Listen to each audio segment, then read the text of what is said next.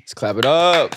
Yes, sir. Episode 70 of the 5ASIDE podcast. The numbers is hitting. I know 68's not out yet. We're doing a little matrix thing with it. Don't worry about it. 70's Episode 70. 70? That's hard. This is our job, actually. Yeah.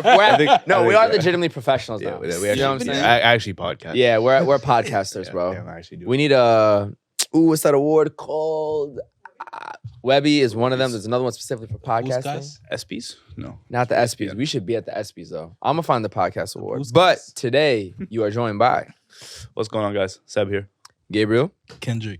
Yes, and we are coming off an amazing event that we hosted yesterday in Brooklyn, New York at Newton Barge Field in Greenpoint.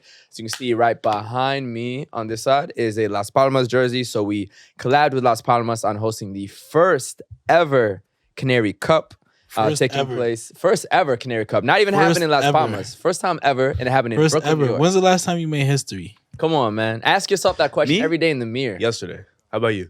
Yesterday. So it was an amazing event. So we had a 6v6 10-team tournament where they were playing for a cash prize of $500. But much more exciting than that was we raffled off a trip to Las Palmas, courtesy of Gran Canaria, to see Las Palmas play FC Barcelona in February of next year. So when you're cold in New York, Chicago, whatever it is, you had a chance to win these tickets to fly out to Spain.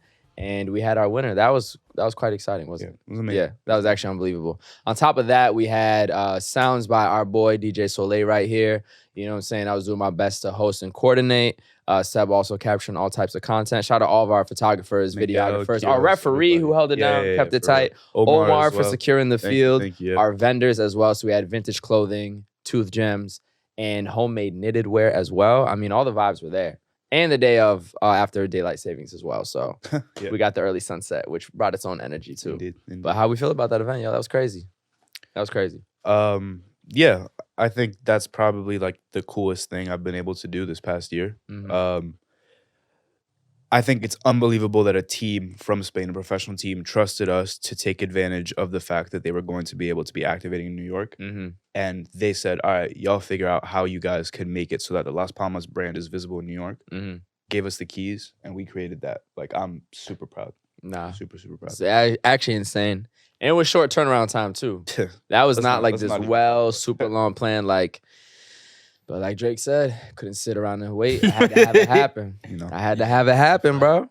How you feeling? Nah, I mean, the coolest thing for me was like just seeing our people at like a La Liga Las Palmas event. Yep. You know what I'm saying? Like extracting kind of like a little bit of Spanish culture and bringing it to Brooklyn, and then seeing like my friends, their friends that they invited, new people that just play soccer around the city, seeing familiar faces that I haven't seen in a while. And one of my friends who attended the event texted me afterwards, and she was like, why didn't I know about soccer earlier? Like, this is the first time she actually watched people playing the game and saw people that look like her. Like, she's a black woman, saw people who look like her, enjoying it, listening to music that she likes. You know what I'm saying? Huge, like, bro.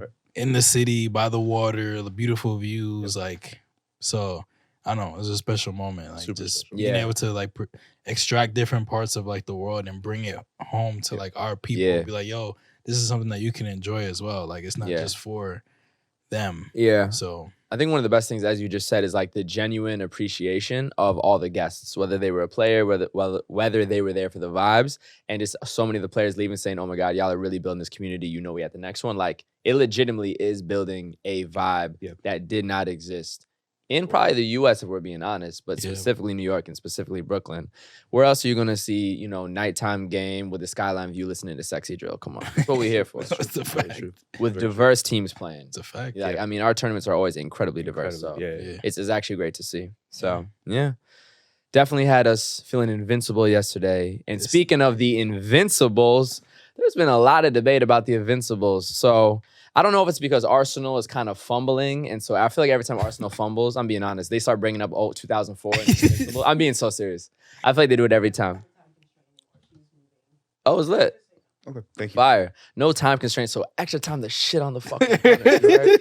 Nah, but listen, so I feel like I'm good, bro. I'm nice. Listen, we can get straight to it. Now I'm playing with y'all. He's But an Arsenal fan. I'm not an Arsenal. He is, Y'all are he so is. funny, bro. He is. But listen, every time, I'm not even going to get into the fact that Arsenal's stumbling right now, but I've just been seeing a lot of debate online about the 2003-2004 Arsenal team that went undefeated in the Premier League. They're the only team to do it in the history of the Premier League, but I do believe Preston North End in 1899 was also undefeated. Come on, Preston. But it my was EF 1899. That's my EFL club right there. So they technically are the other Invincibles, but it was 1899. So they won, I believe, 26 games and drew 12, finished with 90 points and won the league title.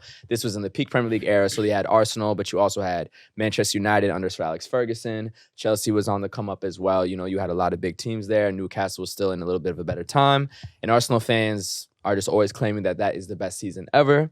But we have a Manchester City team that also has won the league with 100 points, but they were not undefeated. Right. So what is actually the more impressive season? Mhm. And at the end of the day, it is about winning points. It isn't necessarily about not losing.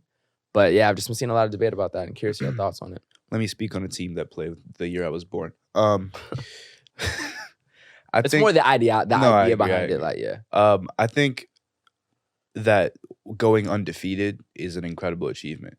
So I think not losing a single game is always going to be more impressive than getting more points, but still having like lost. Okay. I think like to be able to say, yo, I didn't lose all season is unfortunately like always going to be like, Unfortunately, it's funny.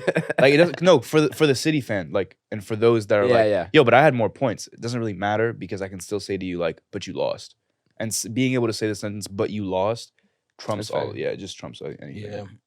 Like every single weekend, like you didn't lose. Like everybody, every single matchup, everybody was like, nah, this is the team to beat. Like coming up with all different types of strategies, trying to injure your players, trying to beat up the home fans. You know, it's like trying to do everything in their power to sabotage you, and you actually didn't lose. Yeah.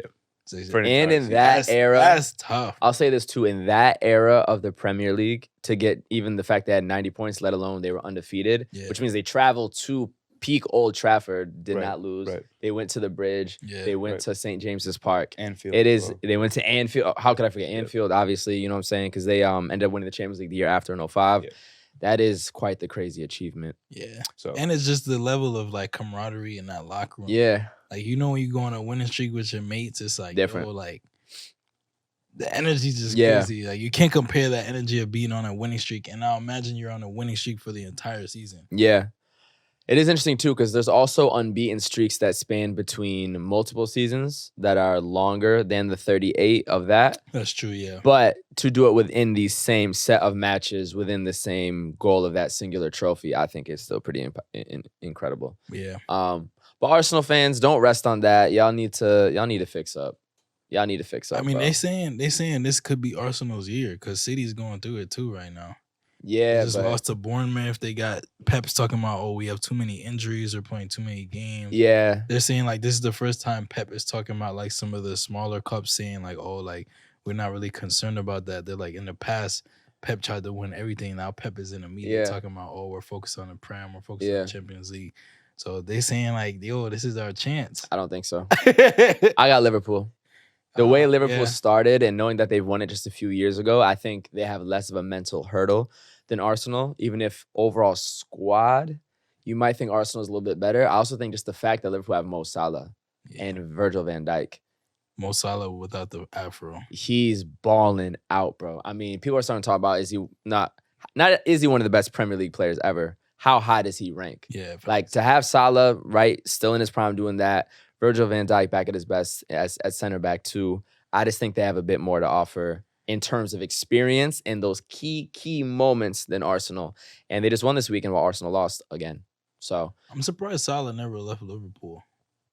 He could have, I'm sure. There was a little bit of beef between him and Klopp. Yeah. But I think Klopp left right as the beef was about to hit the point where it was like, Salah was gonna leave, and so he stuck it out. But like Liverpool, it's a massive team, massive history. I know, but it's a strange city. Yeah, I'm like, it's a strange city. I agree. Just like that's how you know he loves football, the bro. best Egyptian player like of all time. One of the best African players of all time. Yeah, stayed in Liverpool his entire career. Like obviously his career is not over, but he became like a Liverpool. Like, yeah, he's been there for like 10 years. Are they like the biggest team in history in the worst city in terms of all the big that's a teams good in all the question. cities? Because you have Madrid, you have Milan, you have Barcelona, you have London, you have Manchester, you have all these cities, Munich, In the and then you have worst city is Liverpool. crazy. Out of the biggest clubs, they're in the worst city, I would It's say. true. It's true. Never been, but that's also part of I'm why trying to it's think. no, type shit, you feel me though? Like, we ain't going there. You go to England, you go to London, Manchester, Madrid, Barca, Milan, obviously trumpet. I've never been to Lyon. I don't know anything about. Lyon. I promise you, They not up is- there. is- What we talking about?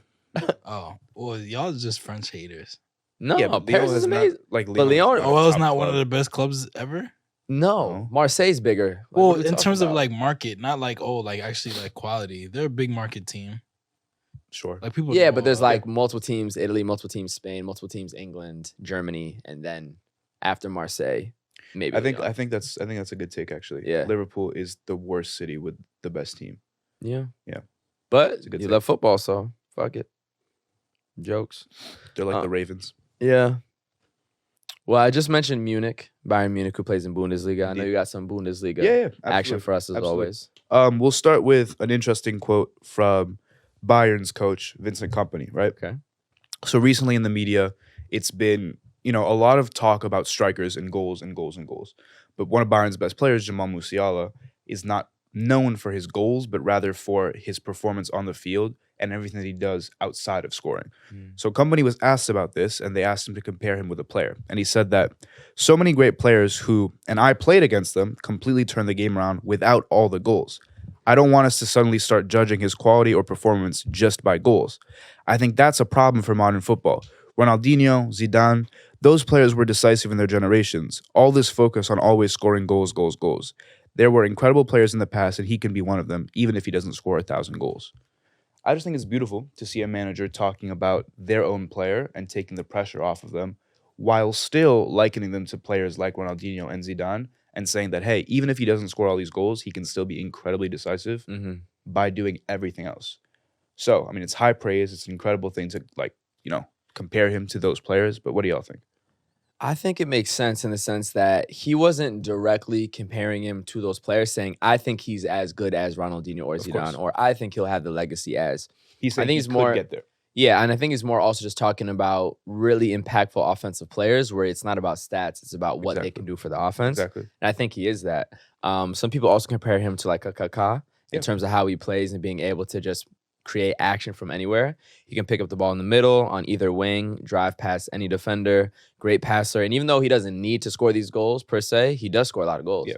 And he scored a very decisive, pretty much Bundesliga winning goal in the 2023 season. Yes. Because last year was Bayer, When Dortmund, Leverkusen, yeah, 2024, when When Dortmund Dortmund lost on fumbled. the last Yep, day yep. and Jude was injured. 2023. 2023. Yes. End of the 2023 season. He scored their pretty much Bundesliga winning goal. Yep. And he does have good stats Yes. on top of that. So, I think I definitely agree with him. I think he's just an amazing player to watch. And he just always has impact whether he scores or not. So, For me, Yeah. he's the definition of like an eye test player. oh, for sure. Like Yeah. the concept of an eye test player is a player that even if they're not their stat line isn't insane, Yeah. you look at them and you're like, oh, okay, that is a really, really top class player just by visually watching them play. Mhm. I think right now in soccer, there's a lot of players like that in the Bundesliga. Wirtz as well. Wirtz scores Yeah, a lot of goals, Wirtz but, is nice, but bro. still, like eye test wise, you can see how they play, and you're like, all right, that's a baller. Yep. Kingsley Coman as well, eye test is Fair. like out of this world. Yeah. But I think right now Musiala might be at the top in terms of Yeah. eye test players. Xavi Simons is another one. Yes, Good yeah. stats, but still Yeah, eye test player. Yeah. But no, I agree with it. I think, and Jamal Musiala is also an extremely likable player. Super. No one has anything negative to say about him. Right. Out of all the hyped young players, no one really comes for him the way they come at maybe a Jude or now Lamine getting too much hype at 17. Right. Everyone just likes Jamal. So Yeah. Agreed. But this parlays well into a quote from Patrice Evra though okay. that says, and I can find the exact quote, but essentially what he's saying is that Pep Guardiola is the reason that we're not going to see another player like Ronaldinho again. So let me get the exact quote. Uncle Pat be saying He some said- things, man. He said, there will never be another Ronaldinho because of Pep. And then he says, and we could react to the full video, but he's saying that he thinks Pep is one of the best managers, one of the most successful in everything. But the way that the team plays, he's kind of creating robots in different positions to fit as a cog in the wheel that you can then replace with the next player. And just always kind of have the system in place, which negates the ingenuity, creativity, and freedom of a player like Ronaldinho or Zidane, you could also add in that Kompany was talking about, that just make something out of nothing and do so much more than what their role defines as. Right. And I kind of agree. I don't think it's, watch this. I don't think it's fair to say it's Pep's fault. But I will say, if you do want a team to play like Pep, and when Man City's not at their best, is because they are a bit robotic. When I watch them lose to Bournemouth this weekend, when I see their wingers get the ball, who are always inverted wingers, I just feel like they constantly feel the need to pass back. Mm-hmm. I feel like they feel the need at only certain points I can cross the Holland. There's just this lack of something there that I feel like when City gets that kind of slow, kind of robotic vibe, that's when they're at their worst. Then they subbed on Jeremy Doku, who said, fuck all that. I'm going straight at every defender. I'm not just cutting back. I'm not just passing back. He's dribbling at every single different angle. He's picking up the ball in different spaces. That's when they get more dangerous. So I do agree that I think that Pep can create a style of play where, especially when players are injured and he just kind of puts someone else there, it can seem very robotic. But I also wouldn't blame Pep solely on it because he's just one coach. Okay. So this brings me to a video about Rodri and Vini that came out from the British media last week, where Paul Scholes, I think is that his name? Yeah. Paul Scholes was talking about Rodri, and he said specifically that Rodri is someone that football fans will appreciate, but only football fans who are educated and can properly understand football. So the reason why I bring that up is because recently, just like because of work and stuff, I've had to get into like tactics and like kind of try to understand how coaches like create tactics and like set up their teams before games and how those tactics actually manifest in game. When you start enjoying and caring about tactics and like how the actual game manifests itself, then there's a switch. At least for me, there's been a switch where I actually enjoy watching that type of soccer a little bit more. So to say that like soccer is less beautiful and has been ruined a bit, I don't agree with. Oh, I don't think that. I think it's more too about an individual like a Ronaldinho, more so than even the overall style of play. I think that maybe an individual like Ronaldinho that looks like Ronaldinho won't exist because it's like more free flowing. But I think the talent that it takes to do what Ronaldinho does also requires a certain level of equal talent to be able to play in the system that Pep plays in. Like, it takes a certain level of like IQ to be able to do what Pep requires his players to do. Yeah. And that for me is extremely satisfying to watch. Like watching players like clearly understand the system and clearly get it right has been really cool to like understand the more that I get into the game. Yeah. So I agree, but I do think my problem with City more than, and I guess it's a Pep run team, but specifically City, when City's not finding that opening, that's when you see the roboticism. Sure. That's when you see the lack of like, what do we do now? Versus Real Madrid. Obviously, I'm a Real Madrid fan, but you'll see Vini will just start doing some crazy shit, bro. You know what I mean? Like, or even shout out KDB on City because he's the one who can break lines with deeper passes. He's the one who's not just as much side to side. He's the one who's not scared to drive forward. Right. So I think the tactics and the natural flow of play can be beautiful, but when the left winger who thinks he needs to cut back and pass back because the defender's at this distance every time doesn't know what to do, you can kind of see like, how do I go out of my role? Yep. So once the roles stop working, or the inverted right back who's now playing like center defensive mid, and like all those little things aren't working, then you do need the extra thing. Otherwise, teams can just defend and hit you on the counter like Bournemouth did. Yeah, so it's a little bit of a double-edged sword, I would say. Yep. Yeah. I also feel like there's a bit of like elitism in that kind of conversation. You should watch. There's so much elitism. It's where it's like, unbelievable. oh yeah, like if you think that Vinny's better because you that's stupid, like appreciate like the skills and the flair and the kind of the way that he approaches the match, then you just don't know about football. You're not educated. Yeah, and it's like, all right, bro. That's racially also,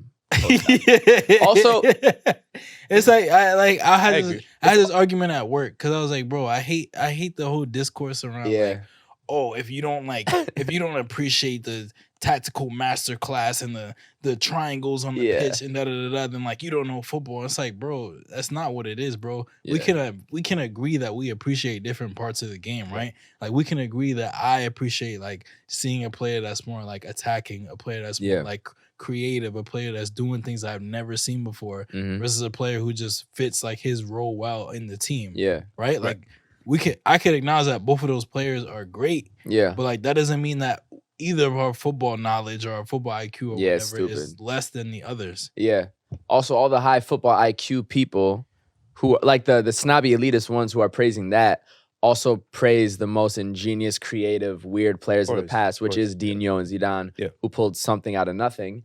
And as we know in the modern day, when they start defending with a low block, you need the person who can pull the randomest trick out their ass to get the job done, bro. Which is why Vini is so great. Yep. He can, I mean, just look at the types of goals he scored, even if you want to be statistical about it, let alone when he can beat 4 defenders, then make the pass that is like a hockey assist, the pass to the assist. Like, yeah, and then also he has won every club trophy already, and he scored mad goals and scored in 2 Champions League. Like, what are we talking about? Like, now all of a sudden Vinny's not. Like, what are we doing, bro? What are we doing? Like, actually. So, I don't know. Man. People are annoying. It's white people. It is, though. Let's be real. It is. I've not heard one black person say, you know what I'm saying? Anybody's saying, oh, you don't understand center defensive midfield. We do understand that they. Do you guys want to watch this clip? The defense, and then, yeah, of course. Not really. I really don't like him. I don't know who this is. You do. I think that what the Ballon d'Or should be is a celebration of beauty. I'm not suggesting that Rodri's not an excellent player. He is. He's an excellent player, but I don't believe that he's a better footballer than lots of other players around. I don't think he's a better footballer than Vinicius Junior. I think he's ludicrous. It's only forwards can win it. Because you don't appreciate his art doesn't mean it's not there, you know? No, but suggesting that you see football on a different level is also mental. Like, oh, no, I don't. I see things you don't see. It's like that's not it either. But we can't argue that Vinicius Junior is like Rodri's not a better footballer than Vinicius Junior. He might be a more effective footballer. No, I disagree with that. I think he is a better footballer than Vinicius. I think he is way more consistent. Vinicius Junior probably win you more games. I get that, be more skillful. But I think he's a beautiful footballer. Why don't you think Rodri's a beautiful footballer? Yeah. Because he's not. He is. Technically brilliant. He is. When football was brilliant, a decade and a half ago, 20 years ago, like Ronaldinho won it. Like the most inspiring, invigorating footballer that maybe I've ever seen. Certainly the best opposition player I've ever seen play at Stamford Bridge. You think Vinicius is better than Ronaldinho? No, absolutely not. Brazil fans are mad quite critical of Vinicius. What is he even talking about? Yeah. And then it doesn't matter what level he's playing at, what game he's playing at. Rodri always is one of the best, if not the best, on the pitch. I think what but let's Rory's also saying get is that into he doesn't the light fact up a stadium, but he is the most functionally beautiful player that you can ask for. I think he lights the stadium up for educated football people. I think he lights the stadium up for educated football. What does that even mean? I get it in the for sense educated of football players. Yeah. Bro, if he's not making people get on their feet and clap and scream and shout, he's not lighting a stadium up, bro. Yeah. Like Rodri, don't get me wrong, he's had those moments. He had the moment in the Champions League final. Yeah. He had the moment in the Euros. Like he has those moments. But to compare him to Vinny is bro, stupid. come on, bro. Like Also, that was so gross. It's stupid because why would if you're an educated footballer, right? Do you see the shit Vinny does? We're now saying he's better. Most people are now saying he's better than Mbappe for the shit that he does. Bro, the way Vinny drops any defender, the types of goals he scored, the moments he scored them in, the assists that who else has, bro, he's just hitting Trivella assists out the left wing like it's nothing, bro. Yeah, bro. Like the weird little toe poke finish you were talking. What are we talking about, bro? You can't make the argument that Rodri's You're uneducated. Aesthetically. Yeah. Aesthetically, bro. And it's tactically, maybe. Aesthetically is crazy. You're uneducated. It's also uneducated to think what Vinny does is easy. Yeah. It just feels like he said you're black. also, midfielders in general are more consistent than wingers and forwards. Because the hardest part of football, whether we like it or not, it is getting the goal, which is why there's so few. So you're putting yourself in the most constantly difficult position further up the pitch. Midfielders are constantly in a bit more of a flow, more of a rhythm. They're more metronomes. There's lots of side-to-side passing. The difficulty, I'm not saying it's a harder position. We've already talked about that before. But like, how do you compare someone who's constantly trying to dribble past 7 people to the guy who's making always the right decision, but a lateral pass? They're both very difficult, but I'm just saying, like... Anyways, we've talked about Ballon d'Or for like 2 Yeah. That's just... Can we watch that Chelsea video? Oh, yeah, facts. Do you have it? I got it. I don't. So, Chelsea played Manchester United this weekend, and they drew 1-1 with Manchester United. Jesus Christ. So while I find this video, I just got to ask Kendrick, how do you feel about drawing stinky Man United? That was just a trash game. I'm gonna send it in the chat, bro. That was just a trash game, bro. It's on IG. Yeah. I mean, for me, if anything, it showed how shit Manchester United is right now. Because we played awfully. And, Yeah. like, that was their best game. Yeah. We drew. They're Right. shit, and we're shit, too. Well, shout out Moises Caicedo, who scored a great goal. Facts. And we now have a viral fan reaction from this goal from a watch party. I don't know where this happened in Africa, but the vibes are immaculate.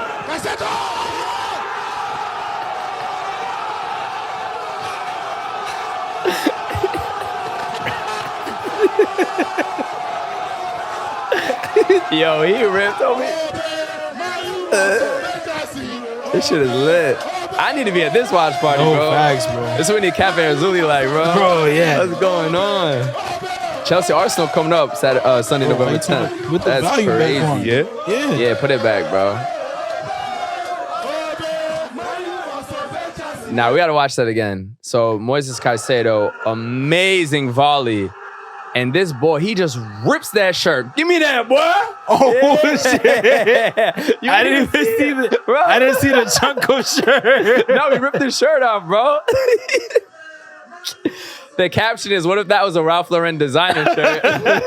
Just give me that, bro. Oh, nah, that's pure reaction. Yeah, that's passion, bro. Only thing would have been better if it was a Caicedo jersey and he like ripped the number off. Yo, that's crazy. I've never seen that before. I'd be kind of tight if someone put a hole in my shirt. Yeah. Definitely dug into his skin as well. You get back home to tell your girl, He like, was- what happened? We were watching the game. He Like, was what? mad strong. Dead ass. Passion, This- bro. Again, look at that. Give me that, bro. It gets better every time. That's insane. This does bring up another topic though. That's fire. I love it. As we know, Chelsea has a lot of support overseas, especially in like West Africa. Yeah. One of my friends brought up to me the other day that Chelsea, it's very possible that Chelsea will be the first Premier League to field an all-black starting 11. Okay. And he was talking about how basically like Arsenal was the closest to do it in like the early 2000s. But I think like if you look at our current starting 11, like it can actually happen this season. Are you counting Cole Palmer if you start starting? He's bright skin. I'm asking you specifically as the Chelsea fan. He not bright skin? He bright skin like Will you repost the Chelsea tweet when they start a game with Cole Palmer during Black History Month? And Yeah. they say, oh, you will? It wouldn't hit the same. He's bright skin, bro. It wouldn't hit the same, but it, like With what country is he from? St. Kitts. St. Kitts. With the St. Kitts flag on his cleats with the I wanna read to you their Oh, he put the cold emoji on it He's too. so cringe for that. Nah, it's your guy, bro. It's hard. So their starting lineup against there's listen. The small pan to the right. Their starting lineup over the weekend against United was Reece James on the left, Colwell and Fofana in the middle, Gusto on the right. Already got 4. Sanchez in goal, Lavia, that's 6. Caicedo, that's 7. Madueke on the right, Jackson up top, that's already 9. And then Palmer and Neto were in the middle and on the left. You swipe out Nkunku and Sancho. Yeah. That's a Do it for the stat, Maresca. Do it for the stat, bro. Maresca will do it for You the be good forever, bro. I don't know. I feel like that would I be would a just do pivotal it. moment. I would do it. Yeah. And I was just reading up about like that Arsenal team. Like I think that was in like 2005, 2006. Yeah. And there was a lot of talk back then about how like there were some comments made after like people saw that starting 11 from Arsenal being like, oh, like we shouldn't forget that like this is England and we should start like English players. Right. And there was a lot of talk about just like kind of xenophobia. And I think it's crazy because like we're having the same conversations today in like 2024. Yeah. Like Wenger responded to those comments at the time saying like there's no room for racism Yeah. in the game. And I'm like, damn, it's like literally the same 20 exact years later. phrases 20 years later having the same conversations. And so I don't know. I guess I'm already like pre-anticipating racism? people being like, Yeah. oh, why do you care if it's all like a all black starting 11? It's kind of like because we're still having these same conversations just about xenophobia and racism It's and like constant, bro. representation in the game. I think Real Madrid is very close to doing it. I was too. just about to say we're already starting about 8 right now. And The biggest thing is keeper. We got to get Mike or something. if you guys get Mike, you guys get Trent, Onana. Davies. It's right Davies. You guys need one more midfielder. there. Valverde needs a rest. Well, we already had the midfielders. He just needs the rest. He just always plays. Who are your 3 black midfielders? Kamavinga, Jude, Oh, Jude, I Tchouaméni. forgot about Jude. Yeah. Forgot about Jude. Is crazy. I gotta relax, man.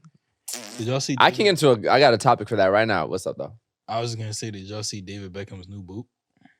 I did. Yeah, it's Oops. nice. It's kind It's of very nice. Yeah, It's like super hard. With Adidas? yeah, it's very vintage. Like it Let made me me peep want it. to copy. Is it not a Predator? It is, I think, Okay, yeah. but it looks a little different. Oh yeah, that's super hard. And it's got the Trefoil logo on it. That's what he was wearing in like 06 vibes. Yeah, that's super tough. Yeah. And white Predators to me just hit different. OD. I like white cleats. I the don't like most. the black ones. Yeah. Wow. Adidas is cooking Nike right now. I'm not gonna lie to you. It's bad. In footy specifically. It's bad. But we got more reactions, Seb. Let's see it. Some more reactions. I mean, it looks like you I have them queued up. Absolutely. Yeah. This will be good just for the viewers. You guys should react to this.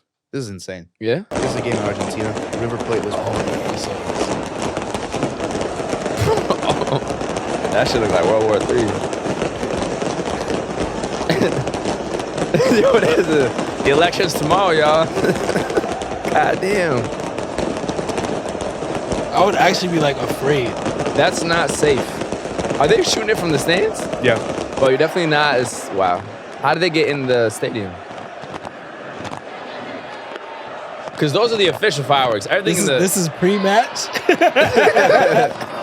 bro. That's cute until someone Shows dies. happen again. That's vibes though.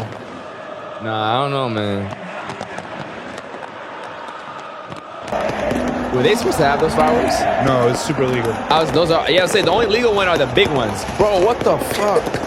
Yo, got rocket launchers, bro. Jesus Christ. Nah, I'm not gonna lie. Like walking out into that, Yeah. I'm actually They scared. lost though. Like No, my heart's River beating. Plate lost this game. Yeah. I know. Wait, the home team lost? Yeah. Jesus.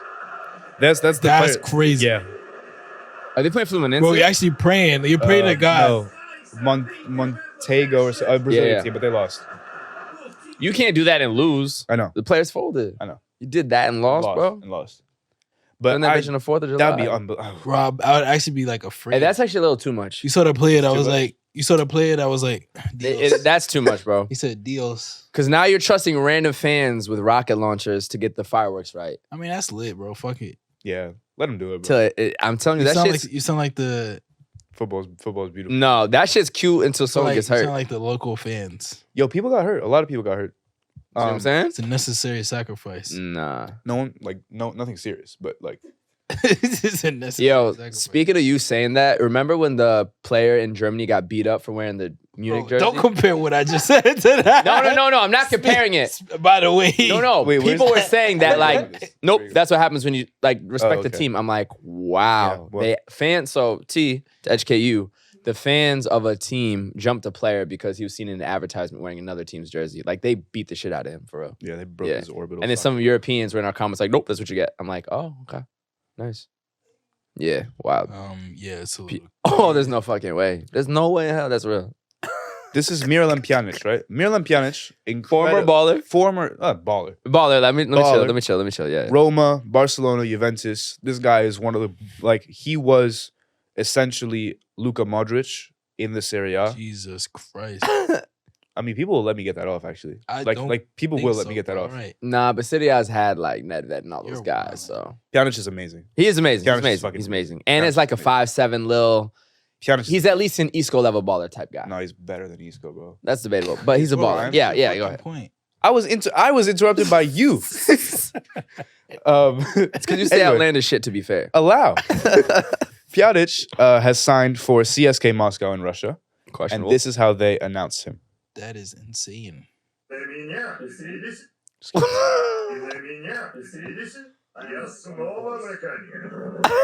Nah, there's no fucking way this is real, bro.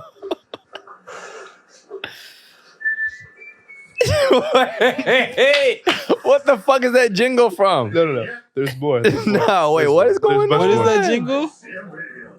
That's the Old Spice jingle. Not the old Всем привет! Меня зовут Миралем Пьянич. Я много где бывал, много где играл, и всегда стремился быть на коне. И не буду скрывать, частенько мне это удавалось. А теперь посмотрите на своих любимых игроков и на меня. На своих любимых игроков и на меня. Видите? Я снова на коне.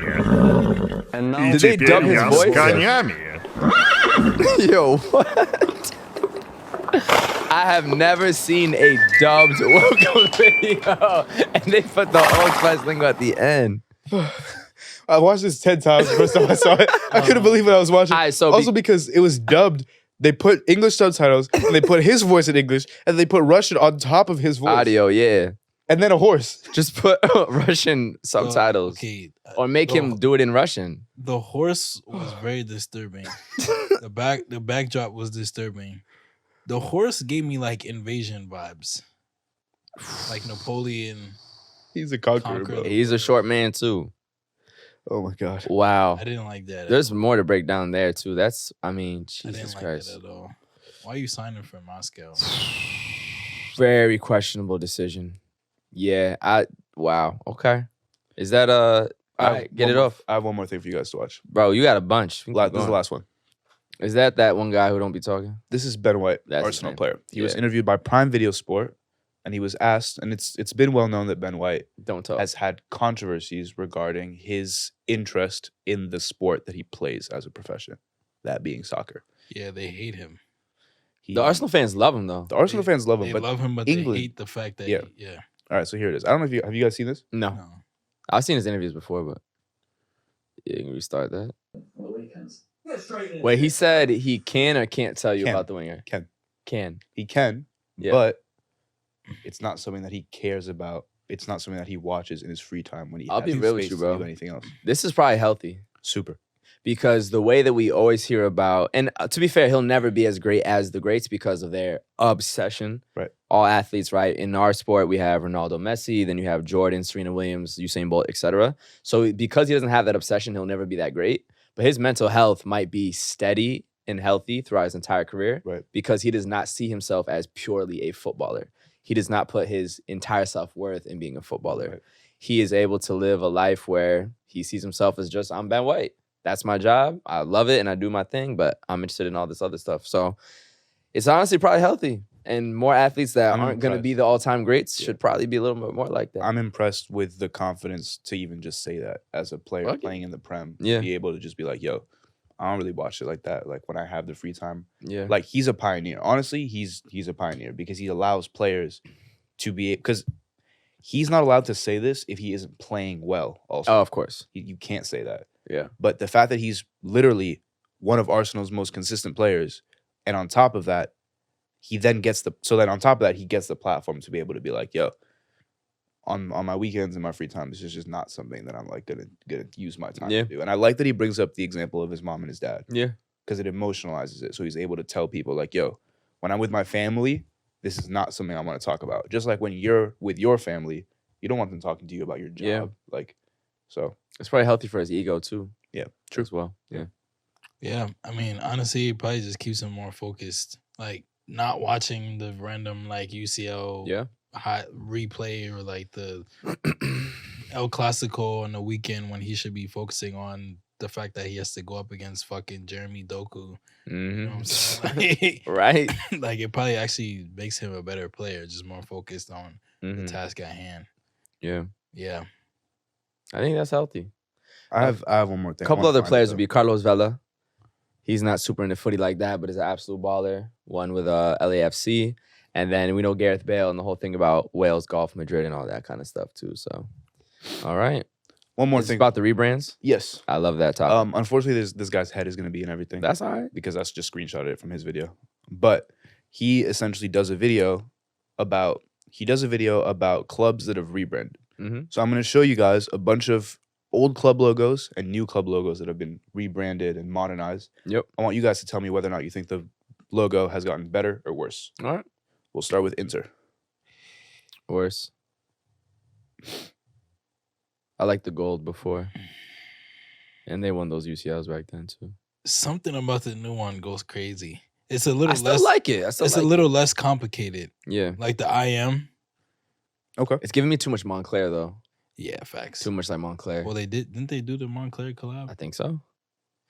The new Juventus logo is awful. I hate it. Yeah. It's awful. They lost their sauce. They with lost that, so bro. much Bro, identity. yeah. Besides getting Ronaldo, then like, yeah, nah. That joint, that looks like a street. Juve on the left was scary. I know. Juve on the left the was new scary. Juve logo looks like a street. Yeah, it's Looks a like turn sign, intersection. bro. Yeah. Word. I like seeing Roma. It's basically Minor the same change. thing. The The wolf got a little less scary. Yeah. You want to explain what's going on with the animal? Romulus and Remus. This is the founding of Rome. Okay. This is the scene of the ancient myth of how Rome was founded. And that is a what? Those are Those are Children. two orphans and Who then who were found by a wolf, a wolf. Okay. that's what they- raised by a wolf, and then they founded the city on the hill. Damn. It's tough. Shout out Rome. I mean, Just the color, I it's the guess. same thing, bro. That's Well, unnecessary. it's not. I like the layers. Well, what do you think? Worse or better? The blue one's better. Yeah, the old left. one is better. I like the old one for sure. I didn't even peep this one. It looks too modernized. Yeah, the old one is better. Because like you're kind of removing heritage. I think one of the special things Yeah. about footy is the The heritage gold, to it. Yeah. I mean, I got a Knicks. You can't see it that much, but Oh my god. the oh blue one is no, awful. Palermo. When did this happen, bro? This looks like no. He's really sad. He's why? Really sad. The new one is awful. Yeah, why though? Like it's just not necessary. Something about the like whole modern. Let's modernize. Why are the you making logo. it sleek? It's cool because it's not sleek. Yeah, like the cool thing is the little details that were originally in it. I do like the new Yeah, one. the new Arsenal logo is much better. I do like the new That one. looks like a Christmas order. I did like the Yeah. vintage kits. Some of the kits that have The old the new one's Arsenal good. logo looks like some conquistador type joint. for real. Like they're about to really go blow up some like Moors. You think they're ever gonna update the gun on the logo and the cannon? Keep it. I'm Spanish. I approve. Word. Recolonization. Blow up. The Moors was blowing them up too. We was getting fucked up, bro. 700 years. Bro, I'm just saying. 700 years. Like they're gonna go blow up some That more. was a fair fight, bro. Fair Holy fight. They was fighting each other. It was a fair fight. Not It's like, you what know. do they really? Wait, what? Wait. They went back. This is misleading because the new one is like the old one before 2023. Sure. So the new one is the old one, if that makes sense. Yeah. What do you think though? Okay, y'all are doing too much because why are you rebranding? No one likes it, then you go back like, all right, man. Nah, I respect the. We just don't do it. I respect the going back on it. No, Like, oh, we fucked up. I respect that, but y'all probably could have done the right focus groups to not even need to change it, is what I'm That's saying. a fact. Yeah. Shout out Villa, though. Shout out Duran. He's balling out. New one's better for sure. Nah, the old one goes kind of crazy. Nah, that shit looks though. like clip art to me. Yeah. But something about it is like so simple. Like someone just Pre Abramovich. It looks like you can make that in custom ink though. Yeah. That's the pre Abramovich logo. the new one is amazing. I love it. But the old one sometimes like damn. I like your new one because Oh. it's timeless too. Yeah. Got a little bit of red sprinkled in too, which is, you know, can play around for like third jerseys. Both are ugly. Yeah, both are both are ugly. chopped. That is a tragic team, by the way. And I've always been like, I don't know if what y'all know is about that? Everton because you probably don't pay too much attention. No, but I no. follow Men in Blazers. One of them is an Everton fan. Yeah, yeah. They are such a Also tragic Christian. team. Oh, they've been trash. They're consistently. so, but it's not just trash. It's tragically trash. Yeah, yeah. Like the 2-0 up to lose 3-2 in the last. Like it's wow. Yeah. What is on their logo? What do you think that is? Like a farm lighthouse thing? or a farm. So thing. they're from Liverpool. a also. silo? They're Yeah, also a Liverpool club. Yep. But I don't know. It must be some sort All of right. Looks like a farming English gnome thing. Oh, the Oh, previous there's one is so much The better. old one is insane. This shit is fire. It's so tough. Yeah, the So eagle tough. wings. Oh, I forgot how The new one. it is looks so dookie. soft, bro. Yeah, the new one is dookie. If they had kept the old logo, They'd have more low-key- aura, bro. Low key, I would respect them more. Yeah. It'd be scary. Even the Etihad would be scary. Yeah. What the hell is this little boat? yeah, it's true. Because now it's just the boat. You had a fucking eagle with You stars think, and the, shit. you think the boat is like Christopher Columbus Dems? Stop. No, Not literally him, but like no, no. that has no connection to. No. Yeah, You don't think it's about like exploration? I Or don't is it think just so. seafaring people? Manchester isn't a port city though, is it? it could be. Honestly, a lot of the major cities around the world are port cities, I especially guess in the Western Citigroup world. is like a you know, they do international. City Group works. do all types of shit. They do. They should have kept the castle. Yeah, Castle. I'm not mad at what they have now. Yeah, I'm not maybe mad the at it. wording, the word placement's better. But y'all gotta have the Castle. Castle's cool. The castle is tough. Yeah. They should have kept the castle. The crosses are a little questionable. That was, hey man, Church versus state. you feel me? That's all for me. Okay, I like it though. It's good. Nice. Lots of rebranding. Speaking of branding, though, this is going to be very, very interesting to see moving forward. So let me just get the name correct. Yes. So Luigi Villaseñor, who is the founder of extremely popular and iconic streetwear fashion brand Rhude, is going to be the chief brand officer of Club Como 1907 in Serie A. And I think this is going to be a major, major collaboration, both for his fashion career and for Club Como and Serie A in general. So Club Como plays in Como, Italia, which is one of the most beautiful and serene parts of the country. I know you can talk about that a lot, Seb. It's also very famous just for its luxurious lifestyle. Lots of Americans that are wealthy like to travel there. Yep. It's well known about like George Clooney having a home there and all these kind of actors and celebrities. I've always noticed that Luigi, you know, this founder of Rhude, would always be there. He's always like swirling his wine. Then you see the view of the Lake Como and the mountains and everything. And yeah, he's building a super iconic fashion brand. A lot of our favorite ballers like Leao, Moise Keane, etc. wear it. He's had Jay-Z wear it courtside at Knicks games and things of that nature. So to have somebody that influential in fashion collab with a brand like Como and to specifically focus on fashion and lifestyle. Yeah. And he's already been in Italy consistently, that's probably why he was there so much. I think it's gonna go crazy. And I think it could turn into streets will never forget type of vibe if they come out with some gear that levels up to like what Venezia has been doing recently. Yeah. I mean, so for those who don't know, like Como is essentially like what the Hamptons are for the US. And so I don't know if it was recently that I want to make sure. I think was it Ralph Lauren for Fashion Week? They did their like fashion show up in the Hamptons. Sure. I'm sure someone did.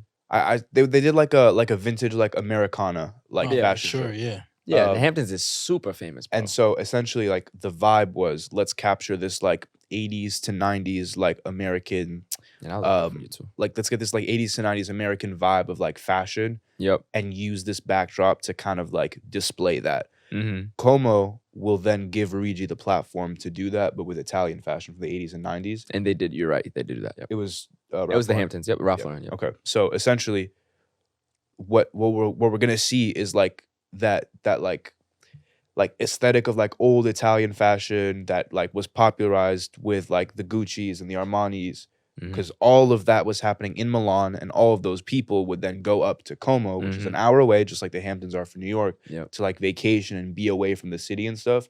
So you're gonna have that like summer like vibe of streetwear that will come out in partnership with a club. I think they're just gonna go like insane. This is amazing to see. Yeah. Because even with Milan Off-White, RIP Virgil, but you also don't have, as far as I know, a direct person from Off-White who's heading up all like creative direction related to the club. Yeah. So to have the founder of Rhude have a key role in the overall club, I think this shit's about to go crazy, bro. And his influence is already insane. So, Kendrick? Yeah. No, I mean, I think from the business perspective, it's just cool to see like they're taking that step to be like more global. Because like we already know like if you're a Serie A fan, you already have your team. So they're not necessarily trying to just like target other fans of other teams in Italy, like steal some AC Milan fans, steal some Napoli fans. They're thinking about this long term, like how can we just get more fans and more revenue from people outside of Italy as well. And so just to see like a team taking that step culturally and saying like in order to actually make our fan base grow, our revenue grow, we're gonna like focus on the cultural aspect of our club, whether that's fashion, whether it's like the visuals and just the overall feel of the club. It's just cool to see. Like we haven't seen that from a team that's not like an AC Milan or Inter or Juve. Right.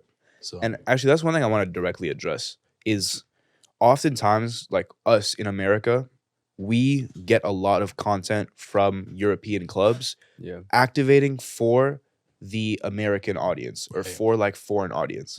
And fans from these clubs, oftentimes when they see their home club from Europe do something that is clearly targeted towards the American market, they'll get upset. And I've never understood how a fan that actually cares about their club would get upset at that. Yeah. Because all you're doing is getting more fans and more revenue for your club to be able to be better and more successful.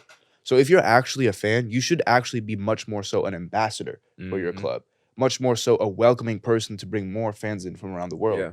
Because if you want your club to do well, the best thing for your club is to have more fans. Because the bigger your club is, the more that your club can spend, the better players you'll have on the team. Yeah. So for fans that are still backwards in like being upset that their team actively tries to go out and get more players, like you don't understand what it takes to be a top club. Yeah. You need a global support base. You need to do stuff like what Como is doing, like what Venezia does, like what Bologna. Like what Bologna, exactly. Like you need to be able to open your arms and welcome the rest of the world and meet them where they are. Yeah. Like Yeah. I think that gets into the business culture in Europe, which I talk about my dad a lot, how different it is in the US.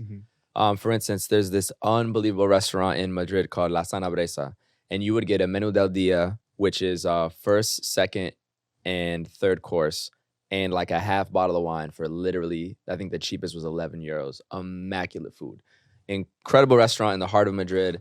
And they have no desire to become a chain. They have no desire to even open a second spot in the same city. They don't care about going to Barcelona. They don't care about going to Valencia, Sevilla, et cetera, et cetera.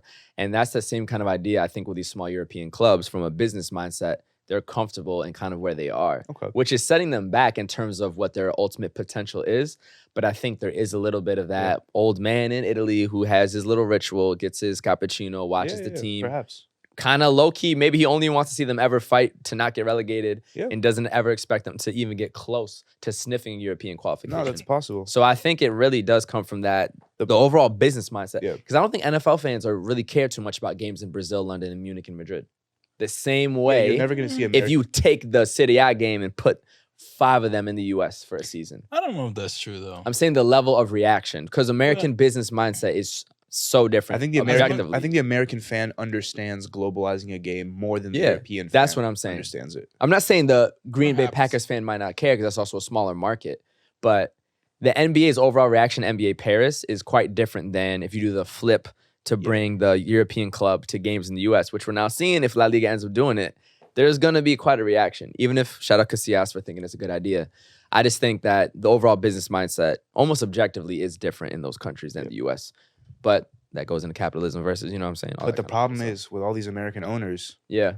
Oh, it's changing. Your little countryside Italian club, either it gets bought or it falls. I was going to say, like, yeah, it's true. I feel like as much as I admire it on the business level, I do understand the fear from the fan. Because if you're like, I'm trying to think of like I can't think of a U.S. comparison, but like if you're a Como fan, like you've been a fan your entire life. We don't really have anything like that in the U.S. I know. That's everything's trying to be globalized. Yeah. That's what I'm saying. I can't make the comparison, but I understand the fear of like Americanization of your club or just like Americanization of your league. Honestly, like if the top whatever 5 teams in your favorite league in the country that you live in is either getting American ownership or like foreign in general. Yeah, just foreign sponsorship and whatnot. It could start to feel like, okay, this is not gonna represent like me and like my culture and where I'm from. That's very true. Which as much as it's like a little bit like closed-minded and maybe scared of the rest of the world, but it's also like a valid fear of just like American imperialism.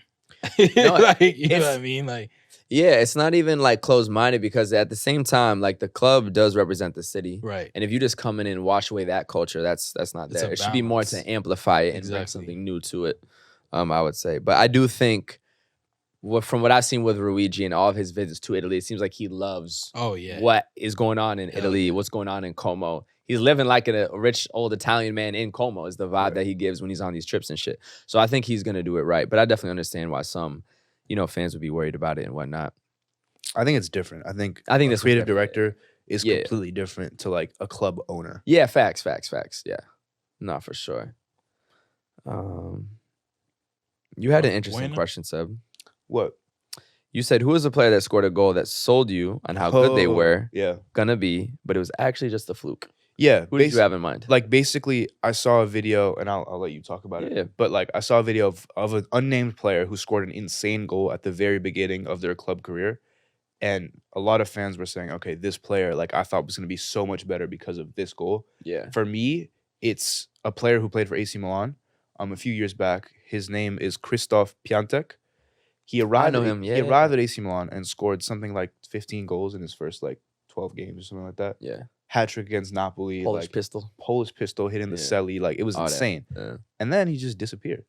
He like all of a sudden stopped scoring and then got sold the year after. And it was like such a like abrupt shift in form that for me, like I had never experienced that as a fan, like watching a player like go from performing that well to being that poor, that it actually like opened my mind to the possibility of a player like just being like a streaky player. Yeah. So I don't know if you guys have had that experience with different players. I wouldn't say specific goals. I would do more for the young player that never became what we thought they would. Yeah. Not to get into that topic, but just like Pato, I thought would be, could win a Ballon d'Or. Januzaj, Man United, if y'all remember him, I thought he might have a different trajectory.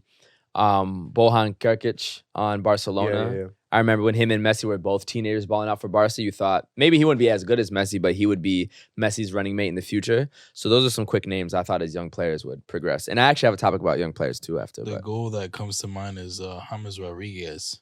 Like that goal that he scored for Colombia. The volley. I thought he'd be Ballon d'Or level. Yeah. Bro, and then he got signed by Real Madrid after that. Yeah. I'm like, yo. And it's not like he had a bad career. We can't say he had a bad career. Yeah, and he's balling out right now too. No, it's not like, oh, he's trash. But like after that goal, everybody's like, oh, nah, who's this? Like, he's about to cook. And then it was kind of like, I wouldn't say he's a flop, but you can say that he kind of fell off for a little bit. Like, he didn't get the attention that we thought he was gonna get, and now he's doing well for country, but it's still just like, all right. His club career was a little faltered. Like, all right, he's at Rayo right now, Vallecano. He is okay. He was also he played in Greece. Played in Greece. Played in Brazil. Played in Bayern after Madrid, right? Yeah. So he played on some clubs, and think about Madrid. That Madrid team was so goddamn talented. Yeah. And they won everything. It was like Madrid's most successful era. Yeah. He just wasn't. We thought he would be the main reason, along with, of course, Ronaldo, Benzema, Bale, but didn't end up happening. But speaking of just kind of, I was mentioning like young players that we thought would become these Ballon d'Or winners or maybe one of the top players in the world, never really did. I just started thinking about Lamine Yamal, who's doing incredible. I'm a fan of as a Spanish person myself. Is like, are we putting too much pressure, focus, and hype on some of these young players that are really just teenagers?